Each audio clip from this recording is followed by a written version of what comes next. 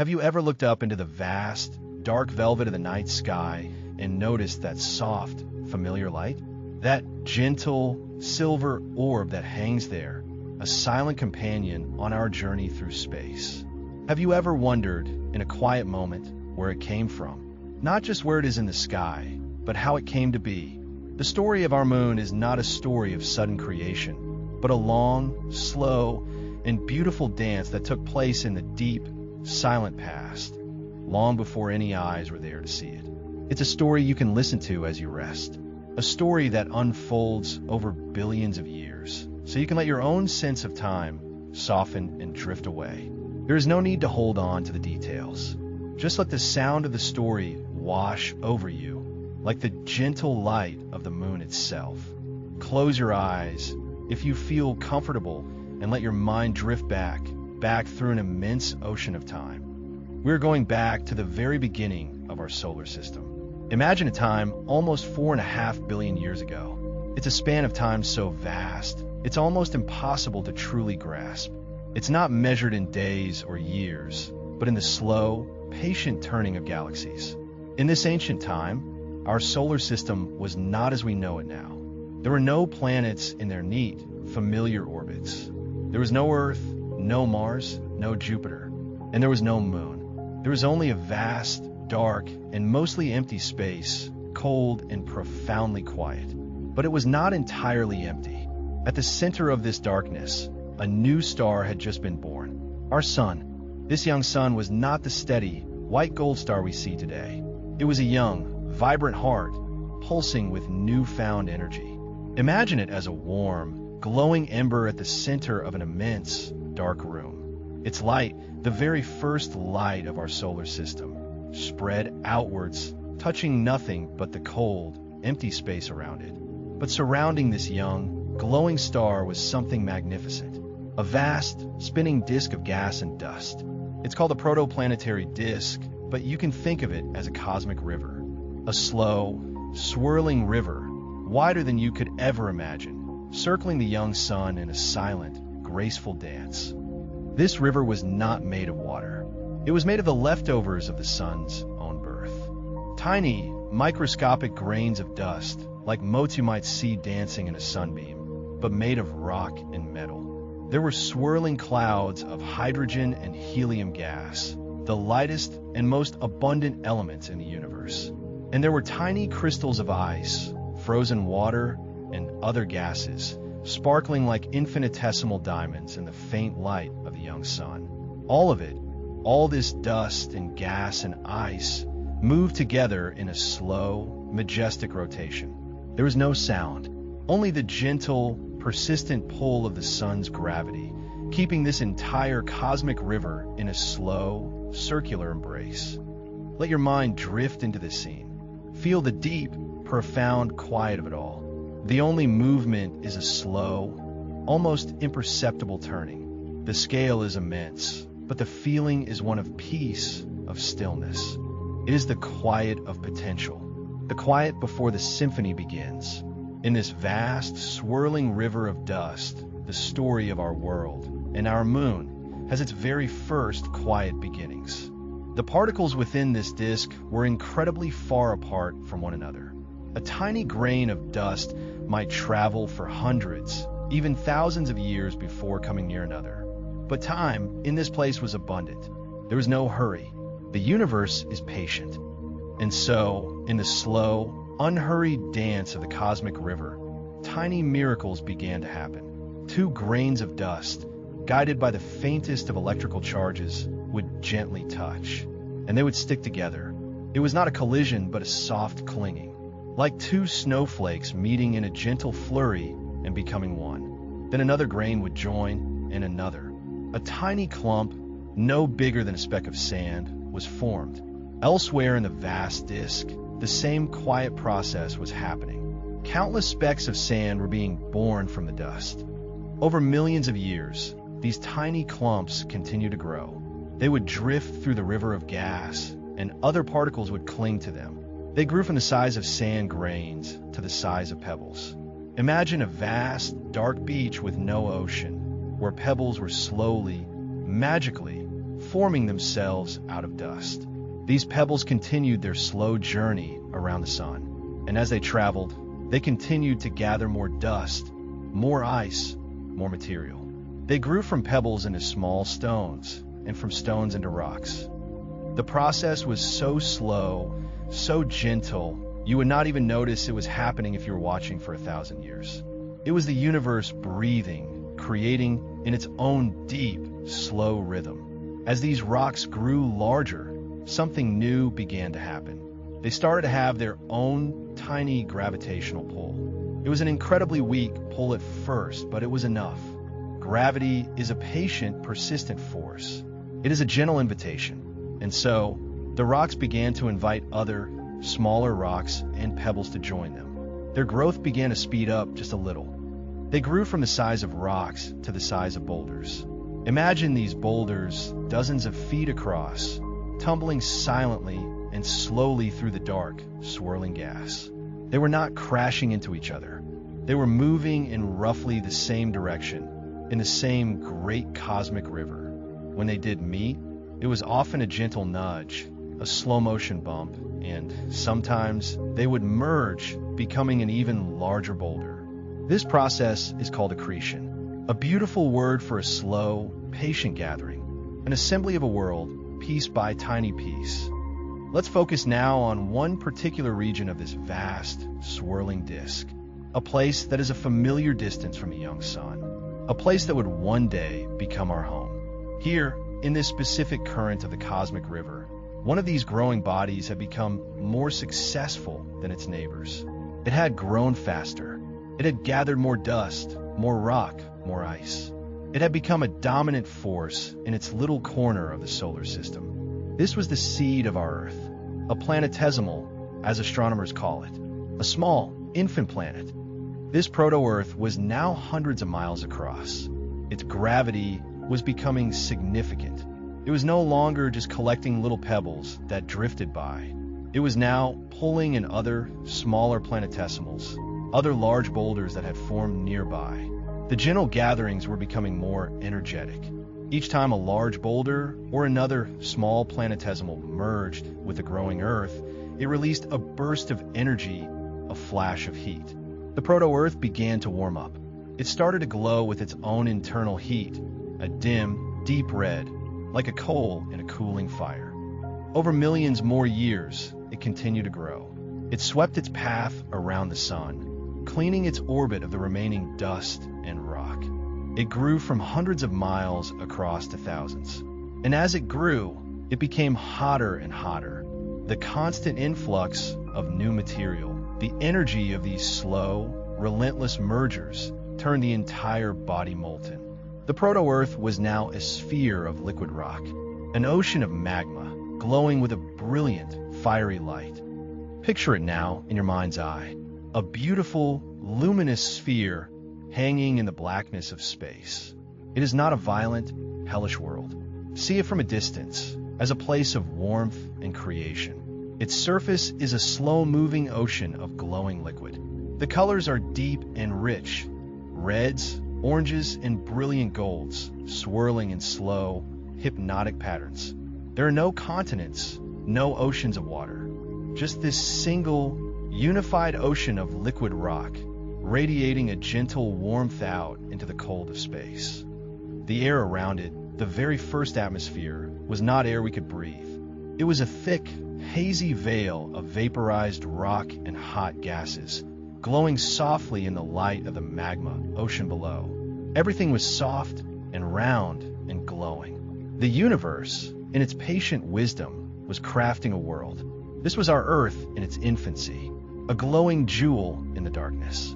It was a place of immense energy, but also of a strange, deep calm. The calm of a thing that is still in the process of becoming. The proto-Earth was not alone in this young solar system. The same process of accretion, of slow, patient gathering, was happening all throughout the protoplanetary disk.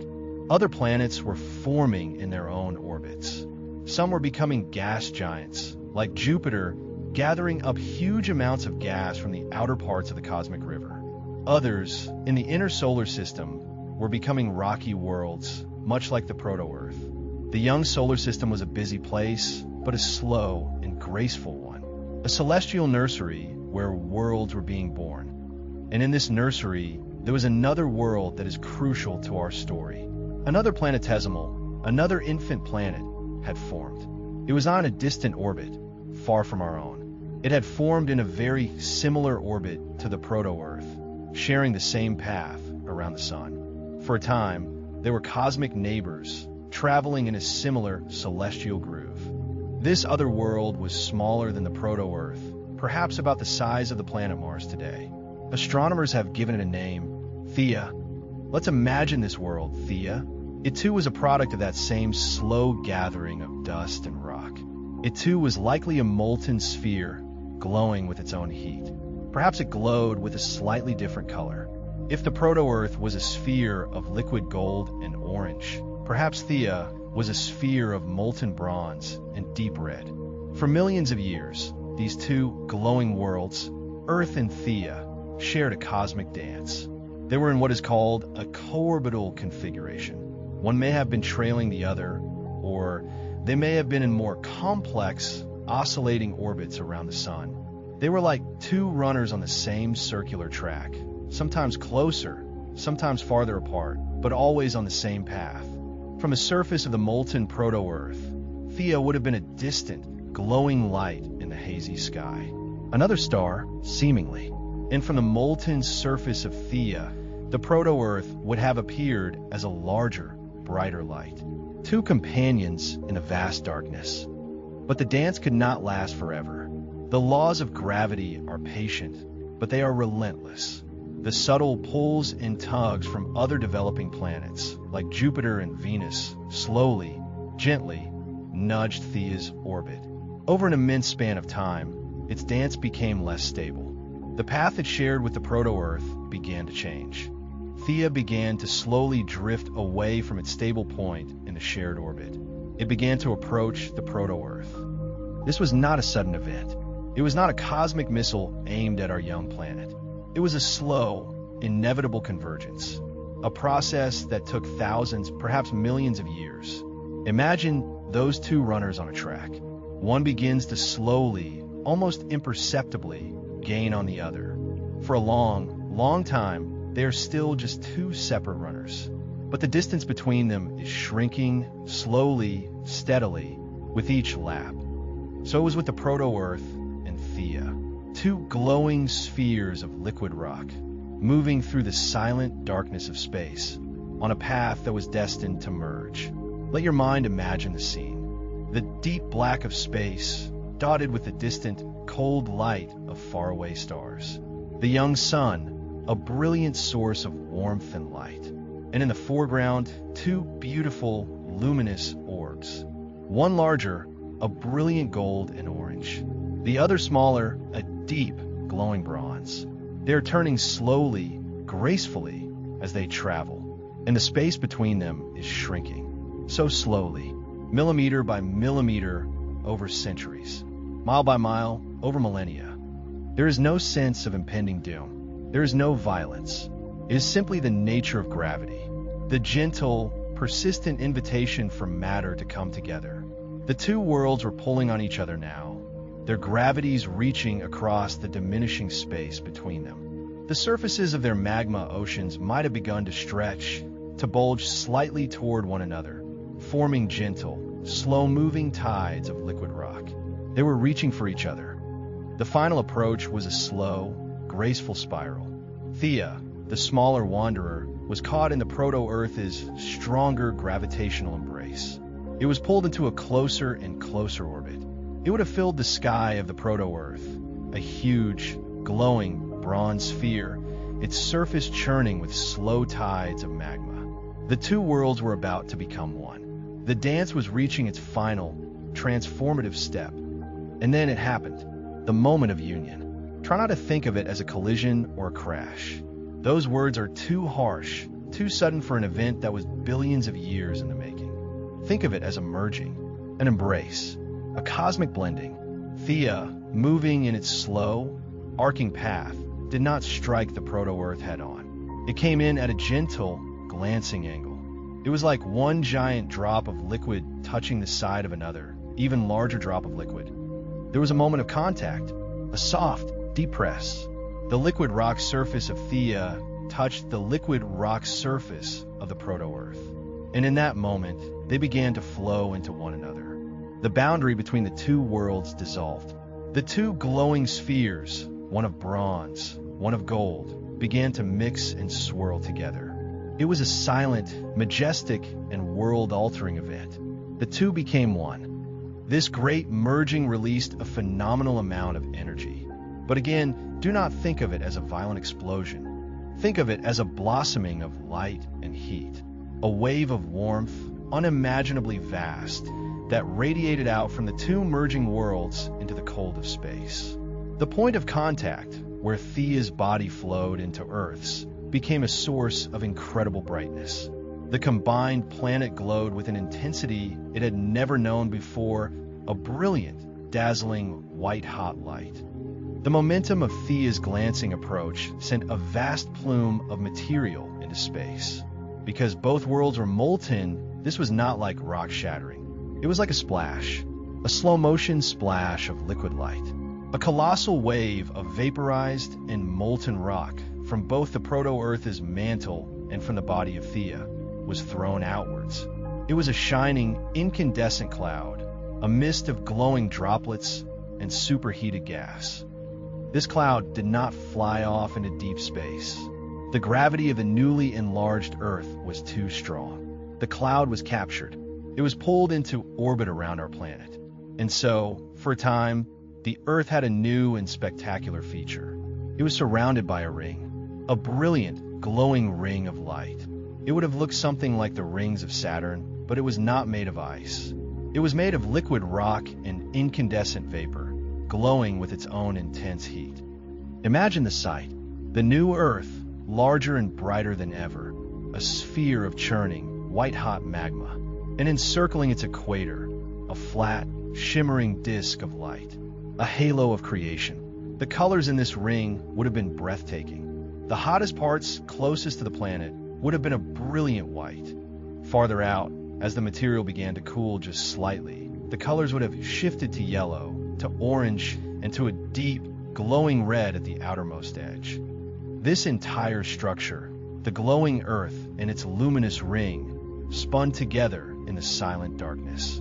It was a celestial jewel of unimaginable beauty, a testament to the transformative power of the universe. The story of the moon was now entering its next chapter. The raw materials were in place.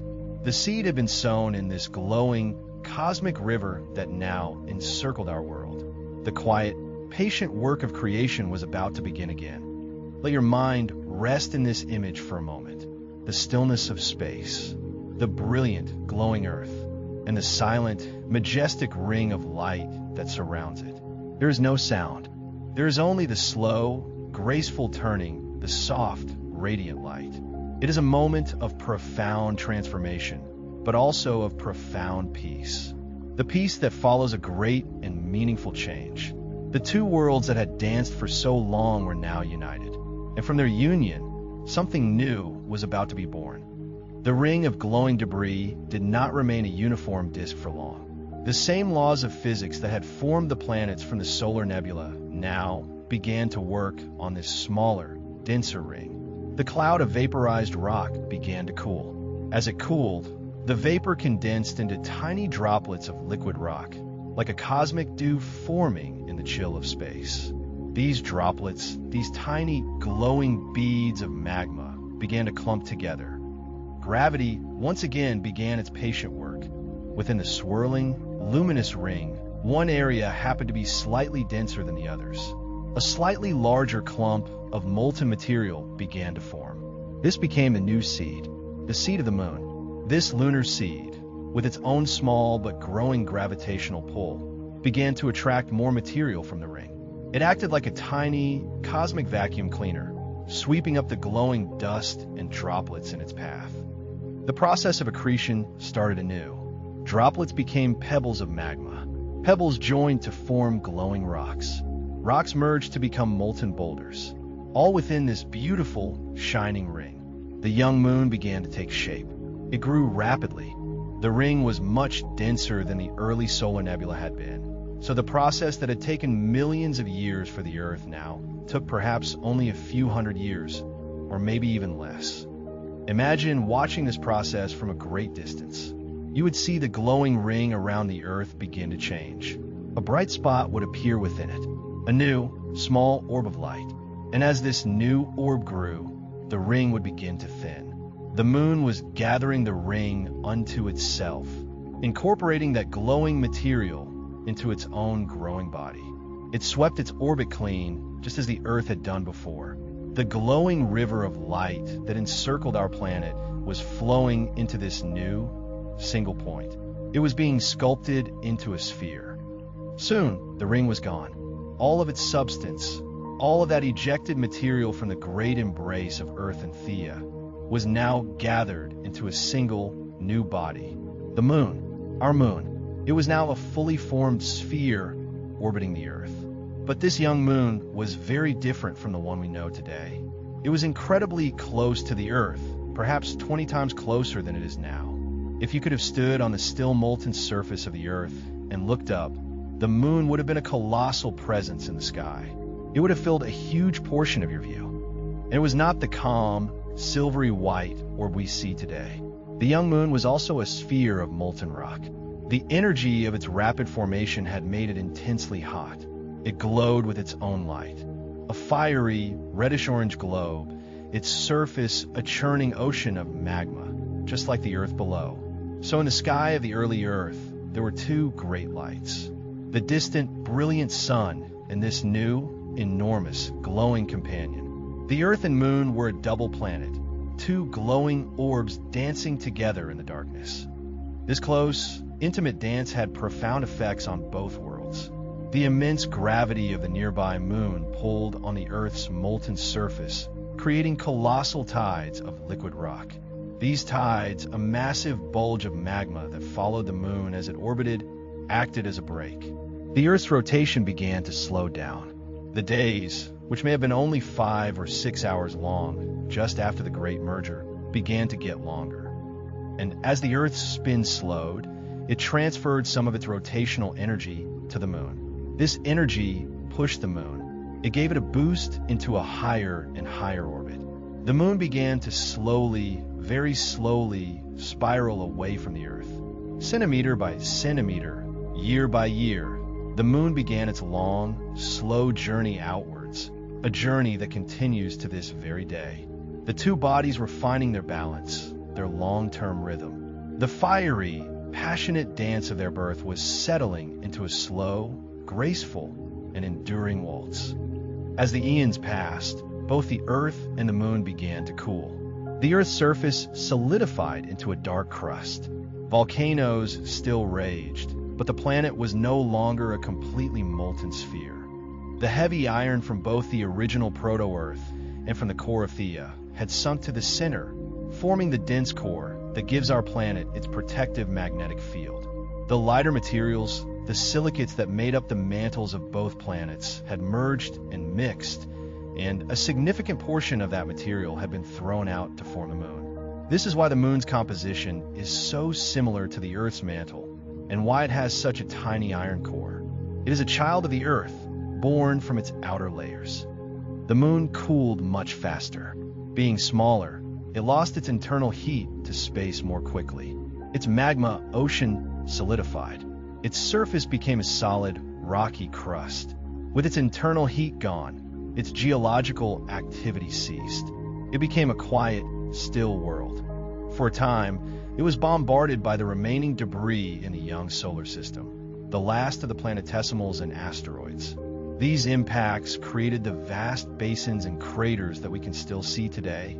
The dark patches on the moon, the seas or Maria, are vast plains of dark lava that flooded these giant impact basins long ago, before the moon's interior grew completely cold.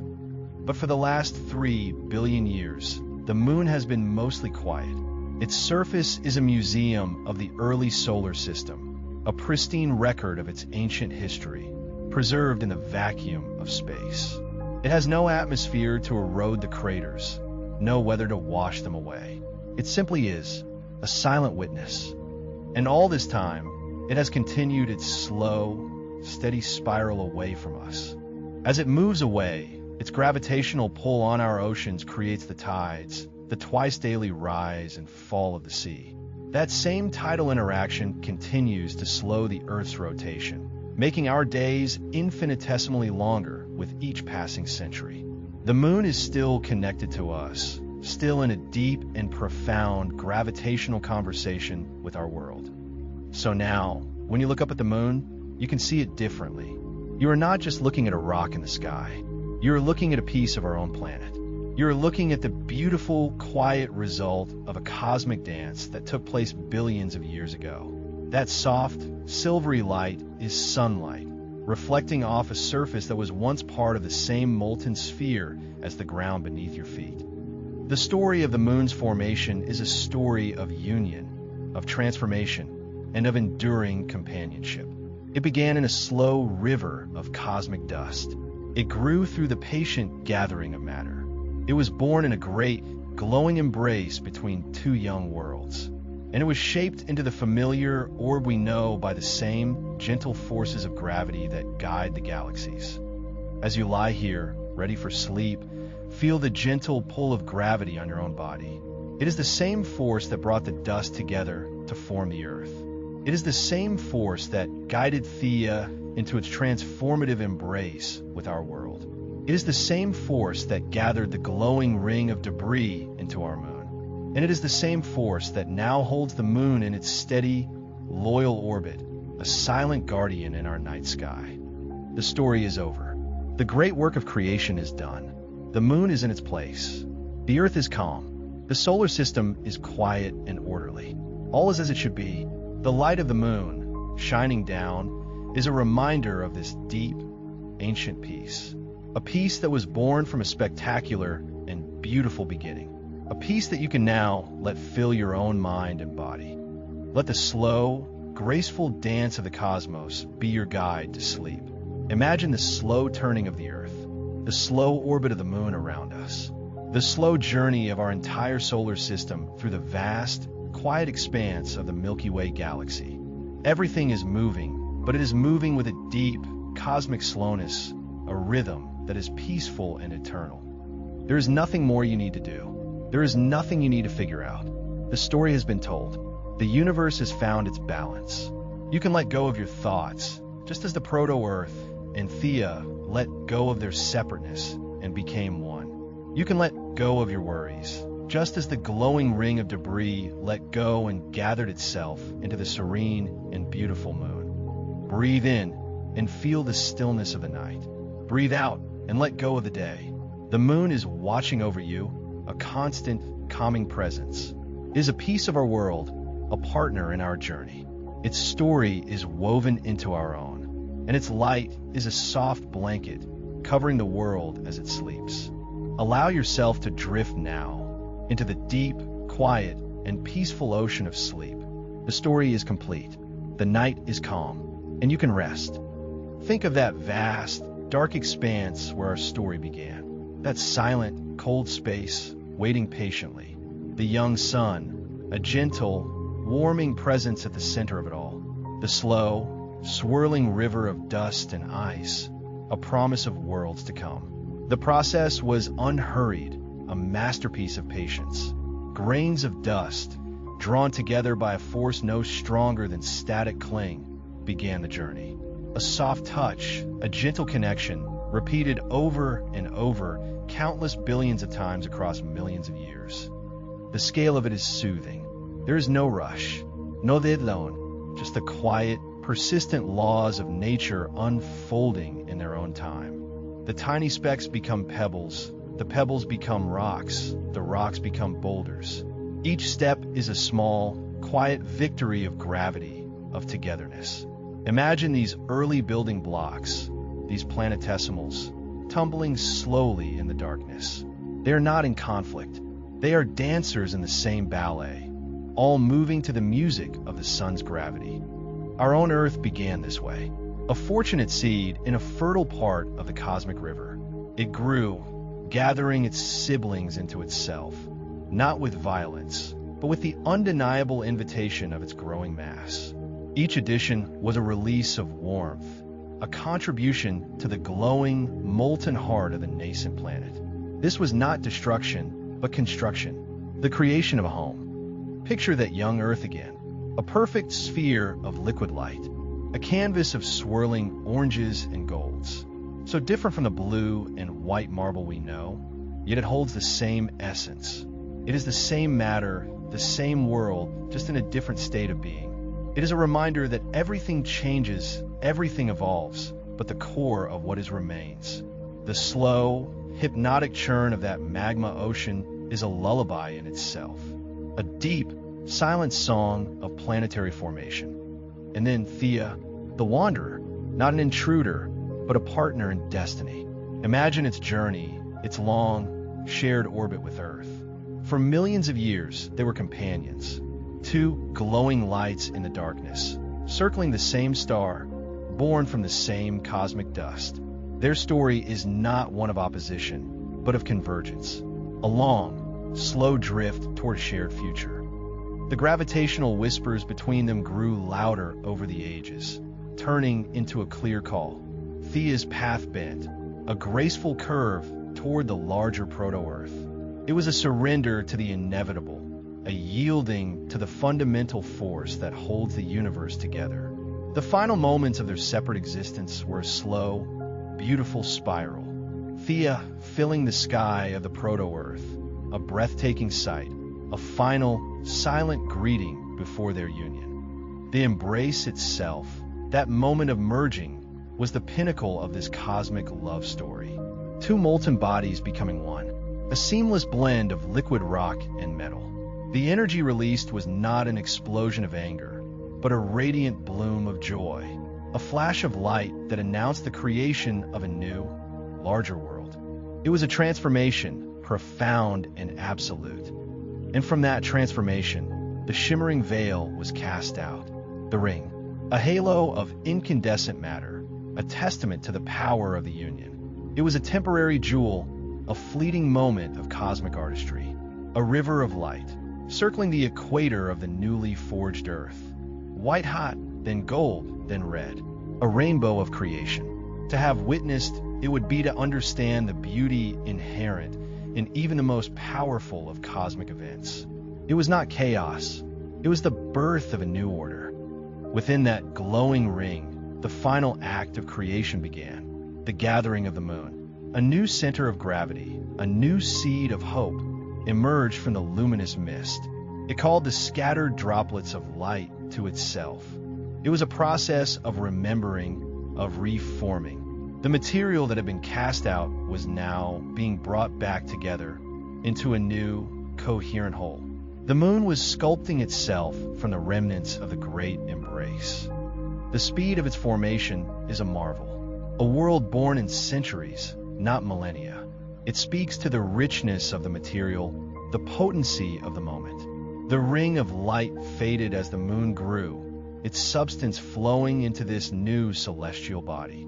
The earth was giving birth to its eternal companion, shaping it from its own being. And then they were two, the earth and its new, enormous, glowing moon. A double planet, locked in a tight, fiery dance.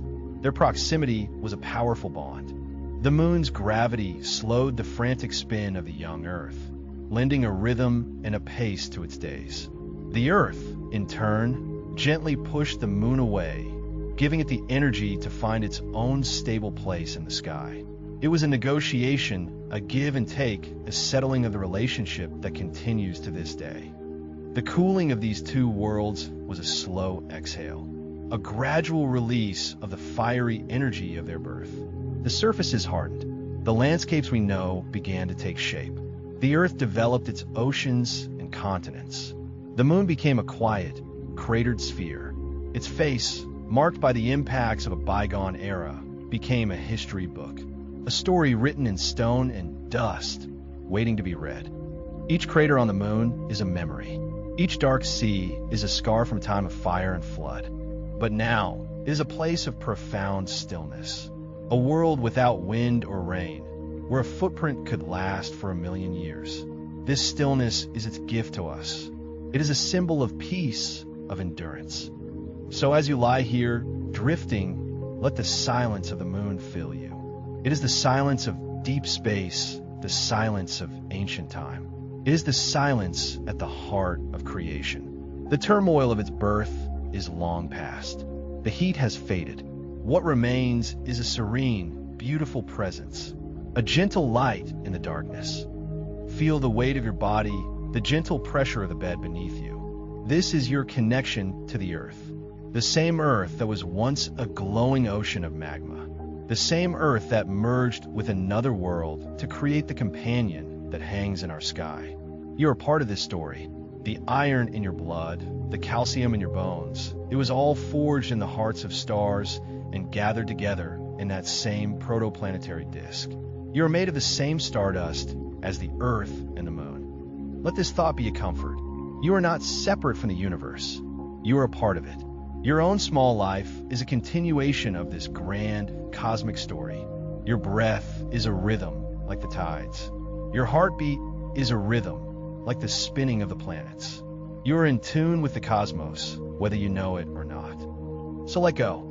Let the gentle pull of sleep draw you down into the quiet depths. There are no more worlds to form tonight. There are no more cosmic dances to complete.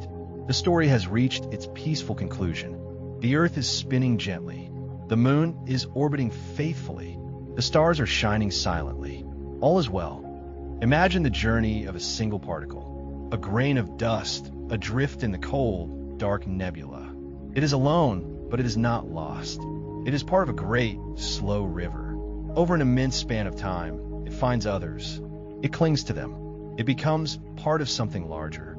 A pebble, a rock, a planetesimal. It is drawn into the growing proto-Earth, becoming part of a swirling ocean of fire and light. It is part of a world. Then comes the great embrace. This same particle might be thrown out again, part of that spectacular, glowing ring. It is once again adrift, but now in a luminous, warm river of light. It is part of a halo of creation. And then it is gathered again. It is pulled into the growing moon, becoming part of a new world, a companion world. That same particle sits on the surface of the moon today. It has been there for billions of years, untouched, resting in the silent sunlight. It has been on an incredible journey, from lonely dust to a fiery planet, to a ring of light, to a quiet, serene moon. Its story is the story of the moon, a story of belonging, of transformation, of finding a final, peaceful home. You too can find that peaceful home in sleep. Your journey through the day is over. The energy, the activity, the thoughts, they can all be released now. You can let them be gathered up by the quiet gravity of the night. You can become still, like the surface of the moon. You can become peaceful, like the deep, silent expanse of space. Breathe slowly and deeply. With each breath, feel yourself becoming heavier, more relaxed. Feel the story of the moon not as a series of facts, but as a feeling. The feeling of slow, patient creation. The feeling of a powerful, transformative embrace. The feeling of settling into a quiet, enduring rhythm. The moon's light is not its own. It is a reflection of the sun's light. It takes the fiery, powerful energy of the star and softens it, transforms it into a gentle, silvery glow that is perfect for the night. It is a reminder that we too can take the energies of our day and transform them into a calm and peaceful rest. The night is a time for this gentle reflection, a time to be still and simply be. The moon is your companion in this stillness. It asks nothing of you. It simply shines a steady, faithful light. It has been doing so for billions of years, and it will continue to do so for billions more. Its constancy is a source of deep comfort. Let any remaining thoughts drift away like clouds across the face of the moon. Let them pass, revealing the clear, peaceful darkness behind them. There is only the here and now, the comfort of your bed, the gentle rhythm of your own breath, and the deep, cosmic peace that underlies everything. The story of the moon is a story of how something beautiful and calm can be born from something powerful and energetic. It is a story of balance. The heat of creation has given way to the cool serenity of existence. The frantic spin has given way to a graceful dance. The chaos of the early solar system has given way to a predictable, harmonious order. This is the natural path of things. Energy finds a way to settle. Motion finds its rhythm. Creation finds its form. And you, at the end of your day, can find a rest. It is the most natural thing in the world. Allow yourself to follow this path. Let go of the energy of the day and embrace the calm of the night. The moon is far away now. It has been on its outward journey for 4.5 billion years. But its connection to us remains. That connection is written in the length of our day. It is written in the rhythm of our oceans. It is written in the very substance of our world. We are forever linked. And so, as you drift off, know that you are not alone. You are on a planet that has a constant companion. A companion that was born from the very same material as our world. A companion that shares our history, our journey through the cosmos. Let that thought be the final, gentle anchor that holds you as you float away into the peaceful sea of your dreams. The story is told. The night is deep, and it is time to sleep. Sleep now. Sleep.